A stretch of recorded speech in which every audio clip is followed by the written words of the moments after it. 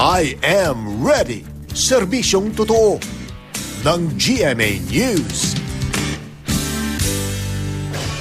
Magandang umaga mga igan, patuloy na binabantayan ng Pag-asa ang low pressure area sa bahagi po ng Visayas. At alamin na natin ang latest mula sa ating resident meteorologist na si Ginoong Nathaniel Cruz.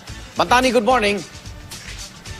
Good morning, Igan. Tropical depression o mahinang bagyo na nga pong itinuturing ng Japan Meteorological Agency o JMA ang low pressure area na binabantayan natin dito po sa may silangang bahagi ng Visayas. Base sa kanilang datos, dulong bahagi ng Cagayan Province ang posibleng maapektuhan ng potensyal na bagyo.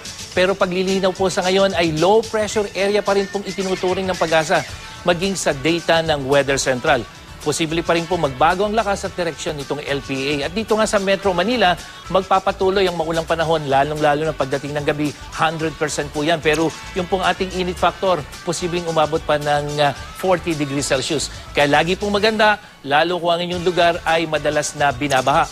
Gaya po ng naranasan sa isang subdivision diyan sa may Novaliches, Quezon City, kwento ni US Cooper Harold Lance Goco, mabilis na tumaas ang tubig sa loob ng 15 minuto at umabot hanggang tuhod po. Agad din naman daw humupa ang baha. Para sa iba pang impormasyon tungkol sa lagay ng panahon, bisitahin lang ang website at Facebook page ng GMA Weather. Ako po si Nathaniel Cruz para sa I Am Ready, serbisyong totoo ng GMA News.